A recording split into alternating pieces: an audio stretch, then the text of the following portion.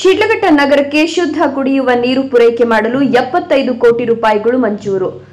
ಅಮೃತ 2 ಯೋಜನೆಯಡಿ ರಾಮಸಮುದ್ರ ಕೆರೆಯಿಂದ ನೀರು ಸರಬರಾಜು, ಶಾಸಕರಿಂದ ಸ್ಥಳ ಪರಿಶೀಲನೆ. ರಾಷ್ಟ್ರೀಯ ಮತ್ತು ಅಂತಾರಾಷ್ಟ್ರೀಯ ಮಟ್ಟದಲ್ಲಿ ರೇಷ್ಮೆ ನಗರ ಎಂದು ಖ್ಯಾತಿ ಹೊಂದಿರುವ ಶಿಡ್ಲಘಟ್ಟ ನಗರಕ್ಕೆ ಶುದ್ಧ ಕುಡಿಯುವ ನೀರು ಪೂರೈಕೆ ಮಾಡುವ ಯೋಜನೆ ತಯಾರಾಗಿದ್ದು, ಸ್ಥಳೀಯ ಶಾಸಕ ರವಿಕುಮಾರ್ ಅವರು ಯೋಜನೆಯ ಅನುಷ್ಠಾನಕ್ಕೆ ಸಿದ್ಧತೆಗಳನ್ನು ಪರಿಶೀಲಿಸಿದ್ದಾರೆ. ಯಾವುದೇ ನದಿ ನಾಲೆ ಮೂಲಗಳಿಲ್ಲದ ಶಿಡ್ಲಘಟ್ಟ ನಗರಕ್ಕೆ ಕುಡಿಯುವ ನೀರು ಪೂರೈಕೆ ಮಾಡಲು ಅಮೃತ 2 ಯೋಜನೆಯ ಮೂಲಕ 75 ಕೋಟಿ ರೂಪಾಯಿಗಳನ್ನು ಮಂಜೂರು ಮಾಡಲಾಗಿದ್ದು, ಯೋಜನೆ ಅನುಷ್ಠಾನಕ್ಕಾಗಿ ಶಾಸಕ ಮೇಲೂರು ರವಿಕುಮಾರ್ ಸ್ಥಳ ಪರಿಶೀಲನೆ ಮಾಡಿದರು.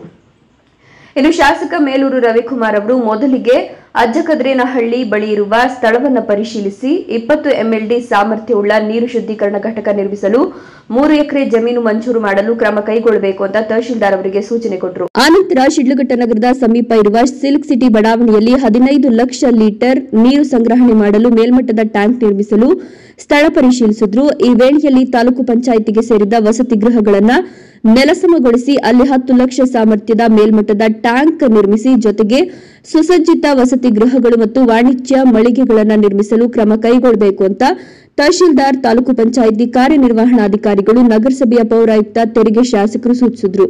ಆನಂತರ ರೇಷ್ಮೆ ವಿಸ್ತರಣಾಧಿಕಾರಿಗಳ ಕಚೇರಿಯ ಸಮೀಪ 10 ಲಕ್ಷ ಲೀಟರ್ ಸಾಮರ್ಥ್ಯದ OHT ಟ್ಯಾಂಕ್ ನಿರ್ಮಿಸಲು ಸ್ಥಳ ಪರಿಶೀಲಿಸಿದರು. ಶಿಡ್ಲಘಟ್ಟ ನಗರಕ್ಕೆ ಕುಡಿಯುವ ನೀರು ಪೂರೈಕೆ ಮಾಡಲು ಈ ಮಹತ್ವದ ಯೋಜನೆಗೆ ಚಾಲನೆ ದೊರೆತಿದ್ದು, ನಾಗರಿಕರಿಗೆ ಹೆಚ್ಚಿನ ಅನುಕೂಲವಾಗಲಿದೆ.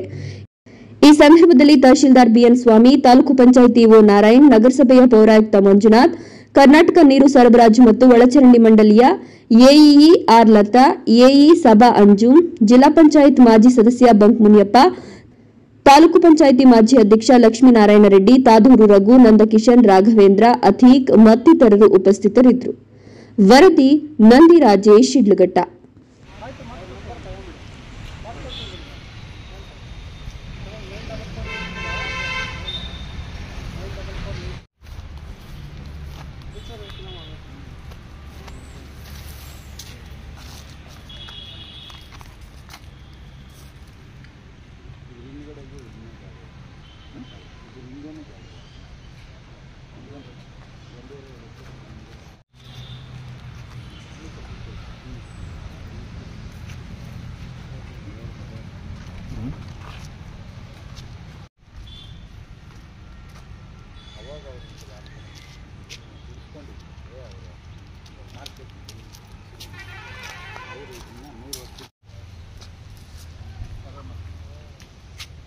Nada.